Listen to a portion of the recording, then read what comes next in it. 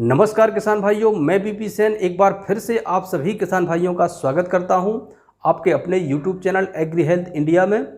किसान भाइयों, आज हम बात करेंगे जैविक खेती के अंतर्गत जैविक प्रमाणीकरण की। जैविक प्रमाणीकरण क्या है, जो किसान भाई जैविक खेती करते हैं उनके लिए इसका क्या महत्व है और इसकी क्या प्रक्रिया है। किसान भाइयों, जैविक प्रमाणीकरण क्या है, इसको ठीक ऐसे समझा जा सकता है कि जैसे आप किसी संस्था में नौकरी के लिए आवेदन करते हैं तो सबसे पहले आप जिस पोस्ट के लिए आवेदन कर रहे हैं उस पोस्ट की जो क्वालिफ़िकेशन रखी गई है, क्या आप उस क्वालिफ़िकेशन को पूरा कर पा रहे हैं, और यदि करते हैं तो आपको उसका सर्टिफिकेट भी देना होगा। और यदि आपके पास सर्टिफिकेट नहीं है तो आप उस पोस्ट के लिए अप्लाई नहीं कर सकते, भले ही आपके पास कितना भी नॉलेज क्यों ना हो। ठीक इसी प्रकार यदि आप जैविक खेती कर रहे हैं, आप अपनी ज़मीन में किसी प्रकार का कोई केमिकल का प्रयोग नहीं कर रहे हैं, आपको फ़ायदा भी हो रहा होगा। हो सकता है कि आपको कीमत भी अच्छी मिल रही हो, क्योंकि आपको जानने वाले आपके आसपास के लोगों को ये पता है कि आप अपनी ज़मीन में किसी प्रकार का कोई केमिकल का प्रयोग नहीं करते। लेकिन जब आप अपने उत्पादों को एक शहर से दूसरे शहर, एक स्टेट से दूसरे स्टेट या दूसरे देश में बेचना चाहते हैं तो उसके लिए आपको कोई ना कोई प्रूफ देना होगा कि आपका प्रोडक्ट जैविक है। तो इसके लिए आपको जैविक प्रमाणीकरण का सहारा लेना ही पड़ेगा। अब जैविक प्रमाणीकरण होता कैसे है, तो इसके लिए आपको भारत की किसी जैविक प्रमाणीकरण संस्था में आपको अपनी ज़मीन का, जिस पर आप जैविक खेती करना चाहते हैं, उसका आपको रजिस्ट्रेशन कराना होगा। भारत में ऐसी 30 संस्थाएं काम कर रही हैं, कुछ गवर्नमेंट की हैं और कुछ प्राइवेट हैं। जैसे मध्य प्रदेश में एमपी सो का है, जिसका ऑफिस भोपाल में है। ऐसे ही उत्तर प्रदेश में यूपी सो का है, इसका ऑफिस लखनऊ में है। ऐसे ही राजस्थान का आर सो का, जिसका ऑफिस जयपुर में है। और ऐसे ही इकोसर्ट एक संस्था है जिसका ऑफिस गुड़गांव हरियाणा में है। ये सभी संस्थाएं अपेडा से अधिकृत हैं।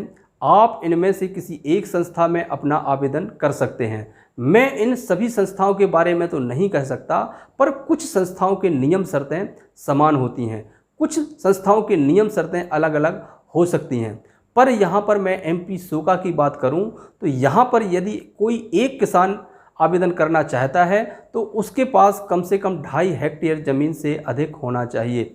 और यदि उसके पास 2.5 हेक्टेयर ज़मीन नहीं है तो वह व्यक्तिगत रूप से अपना आवेदन नहीं कर सकता। 2.5 हेक्टेयर से कम ज़मीन वाले किसान समूह बनाकर आवेदन कर सकते हैं। समूह में कम से कम 25 किसान होना चाहिए, फिर आप आवेदन कर सकते हैं। आवेदन फॉर्म आप इनकी वेबसाइट से डाउनलोड कर सकते हैं। आवेदन फॉर्म के साथ आपको अपना एक फ़ोटो, पैन कार्ड, आधार कार्ड और इसके साथ साथ ज़मीन के कागज़ में आपको B1 देना होगा। और यदि ज़मीन परिवार के किसी दूसरे सदस्य के नाम पर है और उस पर आप जैविक खेती करना चाहते हैं तो ऐसी स्थिति में आपको एक सहमति पत्र देना होगा। और आवेदन फॉर्म को 2 प्रति में भरकर ऑफलाइन या बाय पोस्ट जमा करना होगा। इसके साथ आपको एक कॉन्ट्रैक्ट फॉर्म भी देना होगा जिसमें कॉन्ट्रैक्ट के नियम एवं शर्तें दी होंगी, उस पर आपको साइन करके आवेदन के साथ देना होगा। अब संस्था आपके आवेदन फॉर्म को देखकर यदि आवेदन फॉर्म सही पाया गया तो उसके लिए एक कोटेशन जारी करेगी। कोटेशन में फीस का ब्यौरा होगा।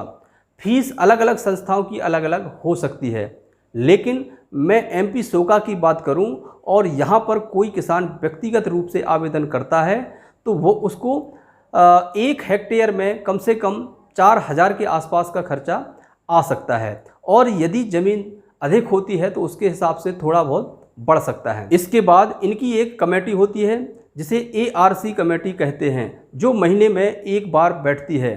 ये कमेटी आपके आवेदन फॉर्म की जांच करेगी।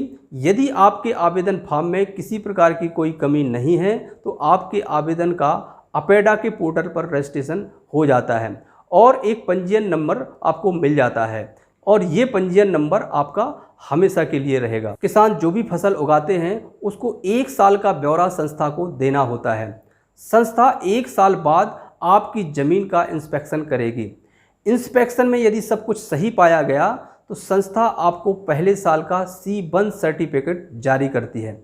इसी प्रकार संस्था 24 महीने बाद आपकी ज़मीन का इंस्पेक्शन करती है। यदि आप वार्षिक फसलों वाली खेती करते हैं तो 24 माह में आपको ऑर्गेनिक सर्टिफिकेट मिल जाता है, और यदि आप बहुवर्षीय खेती करते हैं तो आपको 3 साल बाद ऑर्गेनिक सर्टिफिकेट मिलेगा। तो साथियों, ये थी जैविक खेती के अंतर्गत जैविक प्रमाणीकरण की सामान्य जानकारी। धन्यवाद।